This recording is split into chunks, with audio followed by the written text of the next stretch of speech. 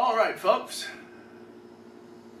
There's a great time of the week that we think that plants itself firmly between Tuesday morning and Wednesday night. Yeah. The block is shrinking, actually. Pretty soon everything's going to be on Wednesday. Yep. That'd be okay with me. Let's just throw it all together, make it one happy day. There you go. Yeah. And since it's in the middle of the week, we have a tendency to call this the midweek wrap-up. That we do. And how do we usually start the midweek wrap-up? With the intro I just did. He's got a point. Okay, what do we start the midweek with?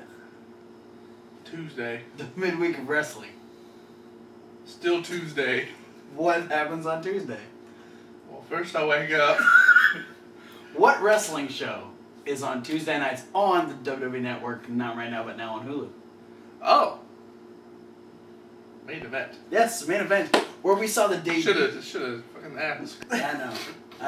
I like to make you think. Or you should have just said it. Yeah. That, Just trying to keep it. I'm tired. there comes a point where teachers just need to give the answer, though. Oh, look at my crazy eyes. Next time I'll let you see the back of the book and you can just write the answers down, okay? So we saw the debut of the Lucha Dragons on main event. They would take on the brand new potential continuous team of Heath Slater and Curtis Axel. This is I want to name them Slater's Gonna Slate-a-mania. okay. Or Slaxel. Slaxel. Like, I Never go full Slaxel. I initially wanted to call them Axel Rose, but it's not Adam Rose, but Yeah. in a way Heath Slater kind of looks like Axel A Rose. little bit. So, like, I don't know, just out of... That's if Axl Rose in his heyday ever weighed more than like $105. Exactly. Yeah. Man went from toothpick to balloon. Yeah. But this was a good match. The Lucha Dragons end up picking up the win with a corkscrew splash powerbomb combo on Slater. Yeah, it was. I was excited to see Kalisto on his main roster debut. Yeah. I think that I think we kind of talked about that with the Lucha Dragons dropping the NXT tag titles. This was Kalisto's chance to get moved up to the main roster with Sin Cara and giving us a new tag team. So I'm excited to see. It was Triple H's, hey guys, sorry about the Ascension here. Yeah, have a more exciting team that you can actually do something with. Yeah. So Maybe I'll call him the most exciting team he's seen since the Usos. Yeah, okay. Alright. Then we had a great match for Mr. Thomas Wolfe. We had Stardust taking on Zack Ryder. Yeah, this is cool. Zack Ryder trying to get a little bit more TV time. Yeah. This didn't last very long, though, because... Didn't expect it to. Stardust would pick up the win. But it's a step in the right direction because Zack Ryder was on a show this Yes. week. Awesome.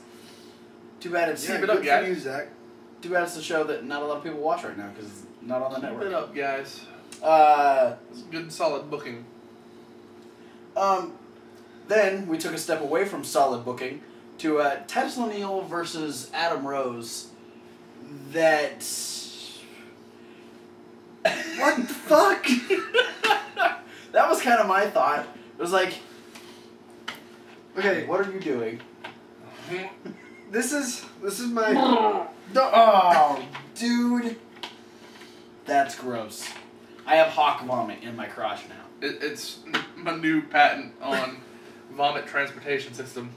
If you don't want to vomit in your own lap, you catch it real quick and you dump it in somebody else's You know lap. who that would be good for? Titus O'Neil, who had his vomiting gimmick a little while back. Oh, yeah. Yeah, he did. Papa Shango curse. Could probably sell it to him. But yeah. no, this is my impression of WB booking for this match. They're like, hey Darren, come to my office, alright? Alright, we know you're just coming back. And you know, we need skits. we need something for the Ascension, so we're gonna put you back with Titus. Alright, cool. Sounds good. So your first match, you're gonna team with we don't even know his name, we just brought him in. You're gonna team with him, get squashed by the Ascension, but then Titus is gonna come out and save you. Alright, cool, I like this. And then on main event, we're gonna have Adam Rose go 1-on-1 against Titus O'Neil. Wait. but it's my return. Who are you? That's probably exactly how that meeting went. Sorry, D. Young. We wish better things for you. Yeah. But your current role makes me want to throw up. You know, in a way, Again. it kind of makes sense because this was his, like, returning the favor to Titus. Yeah. You know, this was like, okay, officially the primetime players are back. You know, Darren Young's making the save. Because the Rosebuds would get involved. There'd be just a beatdown on Titus O'Neil. Four Rosebuds. Yeah, four Rosebuds and large. Adam Rose just beating the crap out of Titus O'Neil. Darren Young comes out, and all of a sudden with Darren Young, Titus O'Neil is right back in the game, and they take out 5 people. Yeah. Fuck this. They take them all out. Well, Darren Young backflipped someone to the clothesline right off the bat. This is true. Yeah, so like the cowboy looking dude. Yeah, the clown bro. Yeah, had a Rikishi moment. The clown pro cowboy. Say that 3 times fast. That. So I guess this does mean that we got the primetime players back. Yep. Sorry, Darren Young, that you're being forced to team with them again. But at least Darren Young is getting to do something, and maybe Titus can learn something. It's the getting people to do the that thing. And then in our main event, we had Cesaro with Natty and Tyson in his corner, taking on Jack Swagger with nobody in his corner. Hard-hitting match. Yeah. Apparently, Zeb Colt is just gone forever now. Well, he did have surgery, and he is old, so he died. Yeah, didn't the last time we see him, Rusev killed him? Pretty sure Rusev murdered him. Well, I have to be like, Swagger. He got kicked in the face at the pay-per-view. Yeah. And then it was the next night on Raw that he was like in the back and he's like, "Oh, my leg," and then Swagger came out by himself. Swagger got destroyed, and then we found out that Zeb actually needed surgery. Right. So yeah, he's old, so his recovery time just takes longer. We thought it was Rusev attacking Zeb Coulter backstage. It was just but really, he gave out. Yeah, he probably had a bone chip in his leg and fell over.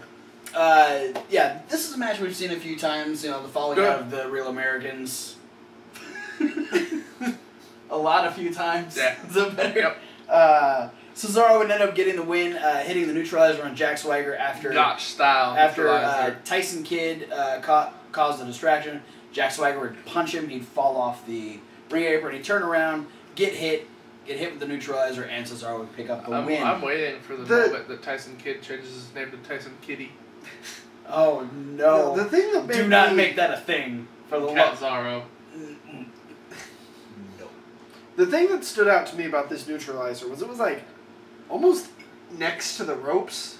Yeah. Which, if you know anything about a wrestling ring, the center is pretty okay, but bumping next to the ropes fucking hurts. Yeah. The closer you get to that edge, the less give there is. That's why whenever you see someone take an apron bump, you're like, oh, yeah. Jesus Christ, because you know that fucking hurts. Yeah.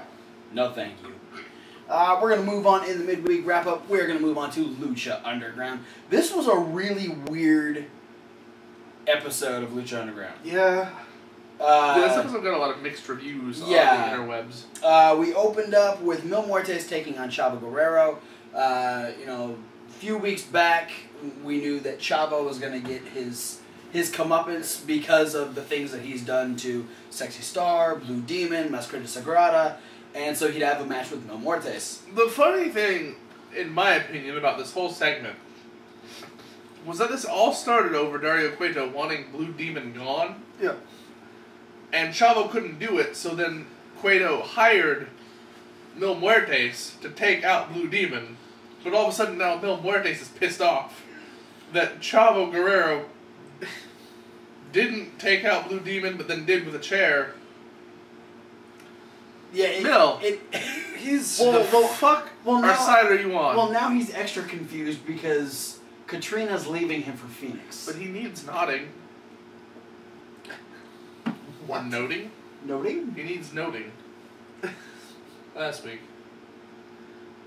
He said, I need noting. You had me so fucking confused. This guy. Yeah. This match would end up in a disqualification because Chavo would bring in a chair, hit Mil in the back. Mil doesn't sell it. Yeah, if you hit someone in the back with a chair and they don't react, it shouldn't be a disqualification. That's fair enough. Mill ends up hitting the flatliner to Chavo on the chair. All while, during the match, Katrina has made her way down.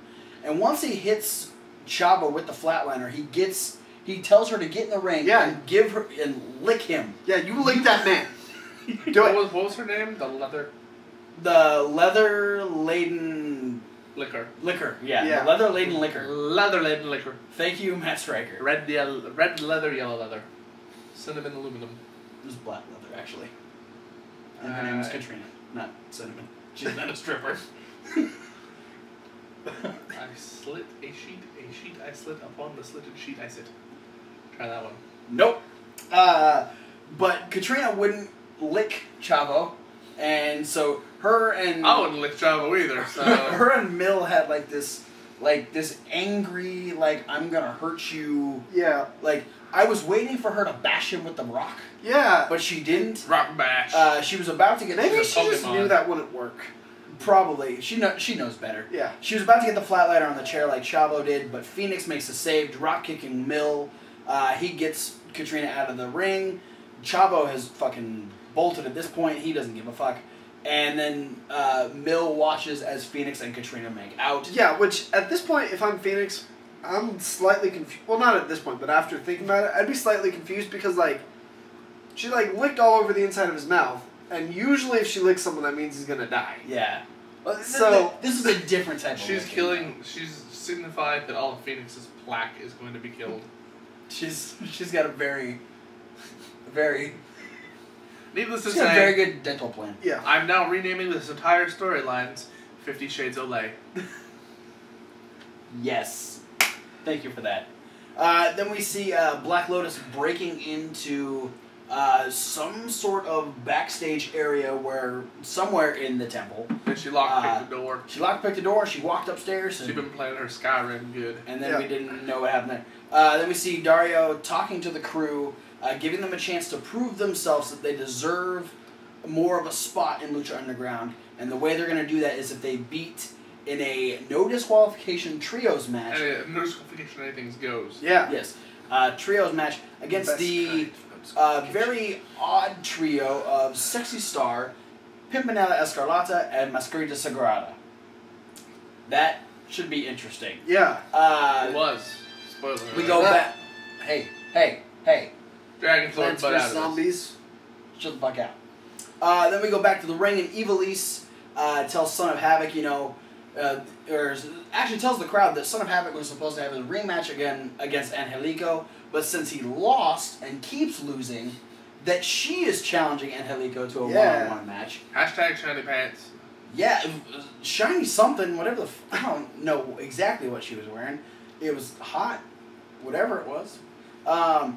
So we end up having Ivelisse versus Angelico. Angelico finds every chance or every way he can to try and kiss her. He's trying to woo this woman. Yeah. Yeah. And what better way to woo a woman than by brute force? Yep. By kicking her in the face and then trying to make out with her. We've learned this from other current pop culture relevant events. Yeah. Hashtag 50 Shades Olay. Oh, no. Ivelisse ends up getting the win over Angelico after Son of Havoc gets up and punches him in the face. No, NXT kicks him. Maybe. I thought it was really. Yep. Maybe his theory is sound though, because for a woman as badass as this, maybe you need to kick her in the face so she'll respect you. Yeah. It's fair. That's. I'm not disputing it. After getting hit by Son of Havoc, Angelico trips over Ivelisse. Ivelisse gets the roll up, and then Angelico hits on Ivelisse by saying, anytime you want to face me one-on-one without your boyfriend, yeah, it'd be my pleasure. And I don't think he means a rematch. No, I don't think so either. Then we're getting a match between Tejano and Superfly. Bless you. Okay. I thought you sneezed. Tejano? Bless you. Allergies? Yes. Jesus. So Superfly went against Texano. Texaco. I'm just kidding. Texaco. Tejano. Calm down. And then we get the interview between him and Vampiro. pretty much talking in Spanish. Yeah, it was With subtitles. all subtitles.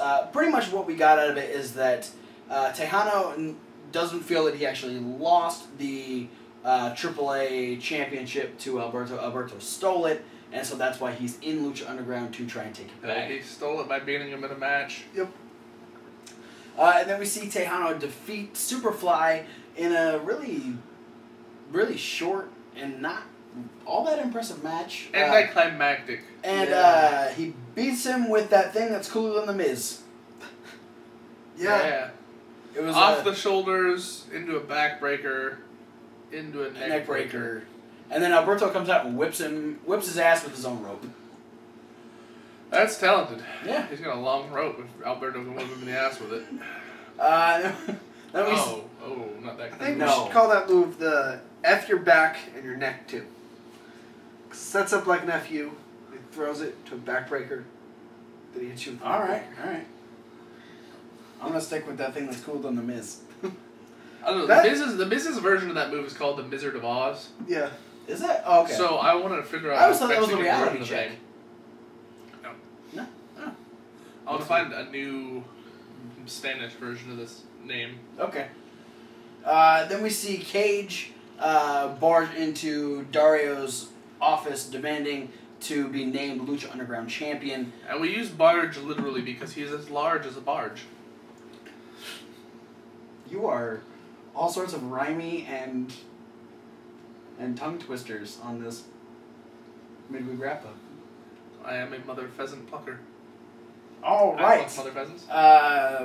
So Dario says, okay, if you want to be Lucha Underground champion, next week you'll go one-on-one with Puma, and if you beat Puma, then you will be next in line for a championship match. Little do you know, there's going to be somebody else in line already, Yeah. so he has to still be number 2 anyways.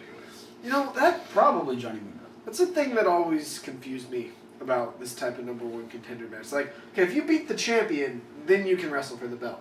Well, his thing was the last time he went one-on-one with Puma, Cage lost. I know, but like, it's just always weird to me. Like, okay, you beat the champ. You prove that you're better than the champ, theoretically, because you beat him. Now you get to wrestle him for the belt. Yeah, I don't know. It makes sense to me. Just because he has lost a previous match to the champion. Yeah, but he also won a previous one. Not against the champion. Did? No. I thought he did. No, he never beat Puma. Okay. He did beat the crap out of him, though. Yeah. Oh yeah, that must be what I was thinking. Yeah. He beat Johnny Mundo. Yeah, that's right. But he hasn't beat Puma. And 3 other guys. So Cage says, okay, well, you better get me an actual championship and not this Aztec piece of crap, and tosses it back at Dario. Then we get Chavo come in, and Chavo gets future endeavored by Dario Cueto. The Laurinaitis Act. But he says, hey, the doors to my temple are always open, and so come back in. Thank you, come back in. And he also mentions that the gods are not going to be pleased. Yeah, because he's got a championship belt that is made of Aztec gold and is now in 2 pieces. And being slandered upon. By Which, the most the negative reactions I've read about this whole thing were Cage's promo. Everyone's saying, fuck Cage for disrespecting the Lucha Underground Championship. Yeah. Which, as we all know, is one of the most well-known and revered championships in wrestling history. Hey, that just means Cage is doing his job right. Yeah. He's getting himself heel points. Then we go... And he's not... I mean, I guess he technically is. But, in a way, he's not even disrespecting the championship as an ideal. He's disrespecting the belt specifically. Yeah. Yeah, he's, Like, the doesn't physical like the belt that he already ripped in half. He just doesn't like it. No, Like- he's just rubbing it in. He's Like, he's already ripped this belt in half, so that was pretty disrespectful to the physical item. Well, he's not the smartest And, guy. you know- You know what? This belt will look really cool if it was 2 belts. And you know what? This doesn't look that cool. I don't want anyone. You know, it is a piece of crap. He just ripped it right in half. Yeah, Like, that's a pretty cheaply made title. Or he's just a beast. yeah. I wanted to go back to the previous episode of Lucha Underground before Cage rips it to see if it's the same belt. It does look different, doesn't it? Or if they replaced it with a thinner strapped belt. I think they did. Probably. But then we go back and we find Black Lotus has made her way to the prison cell that Dario Cueto has and has come face to face with the person she says that as a little girl she wanted to kill with her bare hands. Just murdered her family or something like that? Yeah, but before she's able to do anything, she gets black bagged and is taken. So... Similar to this looking...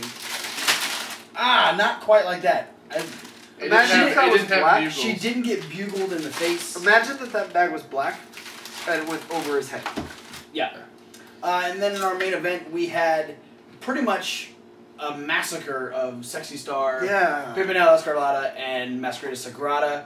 Pimpinella was the first to go. Yeah, she got choked out. Yeah, he gets choked out with the kendo stick, and then Masquerada gets just pummeled. And then it's pretty much up to Sexy Star to try and win this match. She tries. Holds her own for a while, but she's able to get the win. She rolls up Mr. Cisco and pins him after Big Rick makes his way back down. Or the newly dubbed Rick Fury. Rick Fury, with his eye patch. It scares off the crew, and that's how we go off of Lucha Underground. Yeah. It's probably the most lackluster end to a Lucha Underground we've had. So, yeah. And we'll finish off with NXT, the fallout from NXT TakeOver Rival. Nixita. So we start the next with William Regal saying, hey, Owens doesn't make the rules, I make the rules. And just to clarify, the title can change hands via knockout. Yep. Just saying. And with that, he decides... he is going to go one-on-one with Adrian Neville in a non-title match in the main event of NXT tonight. And then we open the actual show with Owens coming out addressing what he did to Sami Zayn, the fact that he had a goal in mind, he came in, he did it, and now he's the NXT champion. Then he also addresses the fact that Finn Balor is the #1 contender, and says, Finn, pick a date, I will be there, but just know that what happened to Sami Zayn at Rival will happen to you. Basically letting anybody know whoever tries to come between him and the belt is screwed. Yeah. Yeah. Unless Finn brings some friends from Japan to just kind of beat him up. Hideo Itami. No, I'm talking about the Bullet Club. The Bullet Club. Finn Balor and the Bullet Club just pull a sheet and meet backstage. Yeah. Alright. It'd actually be pretty badass just if during Finn Balor's title match some Bullet Club members were just in the front row. Could happen. In our first match, though, of NXT, Elias Sampson is in the ring. We don't even know he's in the ring at this point. Yeah. We just see a dude in white trunks who's standing in the ring. And the image of a large rhinoceros graces the Tron. Yeah. And a very familiar theme song plays. And the crowd goes into a fucking frenzy. Yeah. Because Rhino returns on NXT. Yeah. What the fuck? On his way to the ring, he looked giddy as a schoolgirl. Oh, he was so excited. The crowd is losing their goddamn mind. Yeah. And about 15 seconds later, Elias Sampson has been belly-to-belly suplexed, gored, and pinned. Yep. And it didn't take very long. Then we go backstage. 15 seconds isn't very long. Yeah. Finn Balor is talking to Devin. Devin says, okay, we heard Owens mention that he'll fight you anytime, what do you have to say? And he says, you know what, he says that he fights for a prize, well I do too, and I'll fight Owens anywhere, anytime, any place. But before he can get any further into the promo, he comes face to face with RHYNO. RHYNO came face to face with him. Yeah, RHYNO just kind of walked up and looked at him. Well, it was like, he starts to say, I can't even remember what he was starting to say, but it had a shh sound. Yeah. And I was waiting for him to go, shit.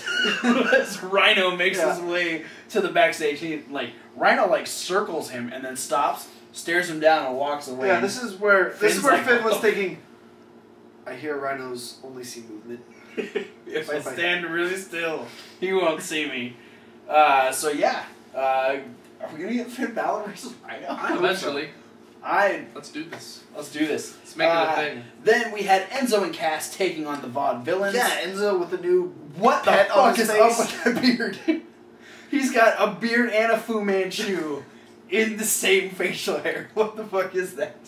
Also, Carmella acting a lot less bitchy than normal. Yeah. No, looking hot in those cut off shorts. I wonder if they're...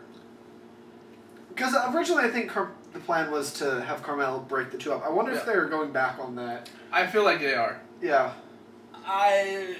Okay, here's what I think. Well, when we talk about what happened after the match. Okay. Enzo and Cass end up defeating the Vaudevillains after a Cass splash into an Enzo attack and then a big boot from Cass. Yeah. Enzo gets the pin.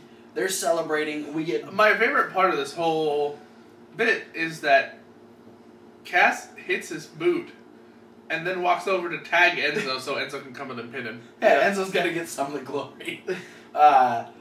We get Blake and Murphy come up on the Tron and say, hey, that's an impressive win. But people didn't think we were gonna retain these tag team titles. Whenever we proved everybody wrong. Yeah, we proved everybody wrong. Hey, Carmella, come do us in a three-way. So here's what I'm thinking. Even though Carmella looked kind of disgusted when they were hitting on her, I feel like she's going to screw over Enzo and Cass and join up with Blake and Murphy. Maybe. Could happen. That's my thought. Because I don't feel like she's meshing well enough with Enzo and Cass. Because she acts so heel. And they are a very beloved babyface team. Yeah. So, with Blake and Murphy kind of taking that heel route, I think they're going to switch her over. Yeah. And have her be a female counterpart over there. Yeah. I like that Blake and Murphy are going heel. It makes sense for the characters, I think, now, because... They're getting a little big for their britches. Yeah, like, up until they won the belts, they were essentially jobbers. They were, like, enhancement talent. Yeah, absolutely. And then they won off of what everyone considered a fluke, and then they retained against the Lucha Dragons, and now, they went from nothing to the top of the mountain, so they're like, fuck yeah, we're the best. Yeah.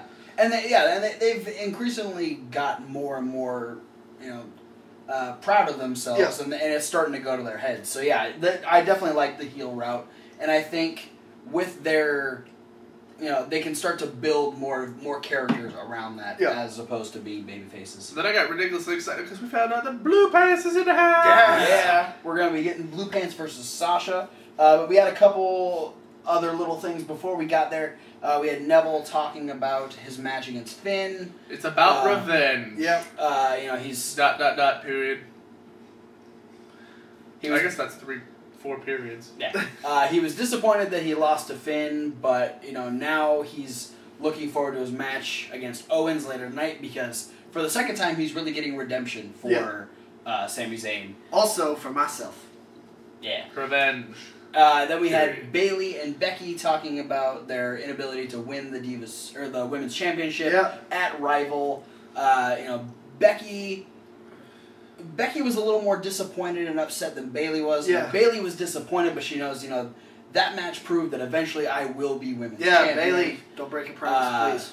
And Becky says, I was disappointed I didn't win, but I'm happy that Charlotte lost. Yeah. And the only reason she didn't win was because of Bayley. Yeah. So she's happy that Bayley didn't win, because Bayley cost her. She's happy that Charlotte didn't win, because fuck Charlotte. And so she's like, I guess I'm happy that Sasha won. Yay, Sasha. Then we had CJ Parker take NXT hostage. Yeah. He was sick of it. Creative use of caution tape. He's not even on the card. You have a special and you don't have me on it. That's it. I'm taking this show hostage. I saw he started making a big X. Yeah, he starts wrapping the caution tape around the turnbuckles. I was really hoping he'd get an N and a T on either side of the ring too. But and nope. The Tron starts freaking out. Yeah. He does not look at this initially. He's just so busy with his caution tape. Yeah. Well. But then we get this is not a test. Then we get and then not test came out. And then not test. Yeah. This is not a test. He's still dead. Solomon Crow returns us to our regularly scheduled broadcast. Regularly scheduled broadcast by beating the high holy hell out of CJ Parker. And he hits a slingshot splash. Yeah, that's really fucking unique cool. splash. I like that. Just a real simple debut, and just a big fuck you to CJ Parker. Absolutely. Who doesn't want to try that at least once in their life? And why the hell not? I'll do it. Then we had Sasha versus Blue Pants. Blue Pants now has a Tron that is blue with pants outline. Her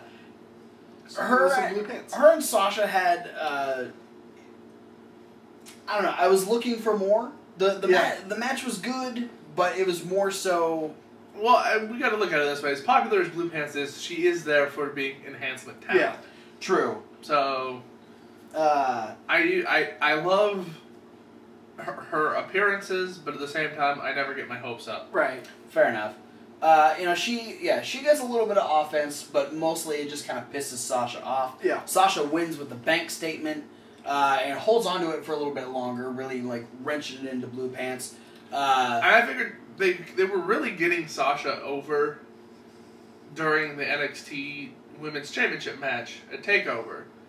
And they're like, crap, we want Sasha to stay heel. Yeah. Easiest way to do that is put her against Blue Pants. Yeah. And this is perfect because, they could have put her against Bayley. Yeah. But why put her against Bayley when we've already seen her go against Bayley? Right.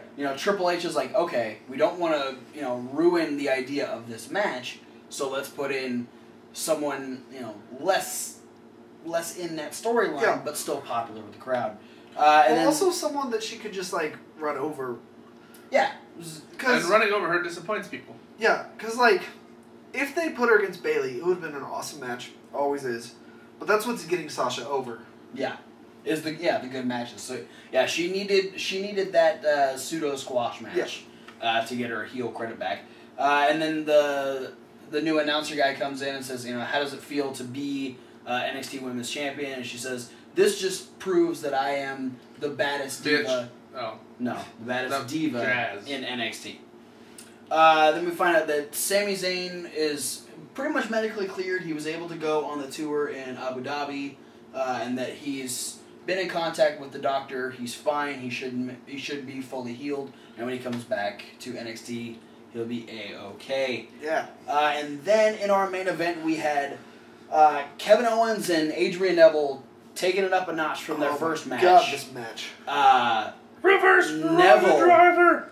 Neville was on fire. 450 on the apron. Oh my god. Deadlift German. His deadlift German, the moonsaults, just Moonsault from the top. Let's rope to the specify. floor. Deadlift German from Neville to Owens. Yes, yeah. Owens, From Owens being on his hands and knees on the ground. And here's the thing: like Owens did very much what he did against Zayn at Takeovers. He played the heel role, immediately rolling out. Yeah. And Neville said, "No, that's not happening." Got Owens back in the match, but then Owens took control for a while and was really very early on. Was really laying in the violence to Adrian Neville, pretty much trying to do exactly what he did to Sammy. But then Neville hits a point of "fuck you, I don't care if you want to punch me in the face. I'm going to flip and hit you from any fucking direction I can." Even when Owens got control again and tried to do his corner cannonball, Neville still was able to get up really fast and kick him in the face. Yeah. It was an incredible match. Owens ends up getting the win out of getting the pop-up powerbomb. Neville went essentially out of nowhere. Yeah, Neville went for the shooting star and landed on his feet because Owens rolled out of the way, and he feeds into the pop-up powerbomb. Yeah. Pretty fluidly. Yeah, so this is a clean win, a vicious win for Owens. Really proving that he deserves that championship. Kind of setting the stage, waiting for Sammy to make his return. Yeah. But he does know that he's going against Finn Balor pretty soon. So we're getting an interesting build in the championship storyline. This was a great Fallout episode. Yeah. Coming off of NXT Rival. But that's it for this week's midweek wrap up. We wrap that midweek up like we got other videos over in the playlist. We got leftovers. Raw. We got Indie News. We got SmackDown. And we're going to be having Fastlane predictions. All those videos over in the playlist. All of our information down in the description. Like, favorite, subscribe, follow on Twitter, Facebook, Tumblr, and all that stuff. What are we on? What? I said Fastlane's on Sunday. We're living life in the Fastlane. Pick a video. Midweek wrap up. Pick that one. We just watched that one. No, We didn't. I did. Weird. I'm watching it right now.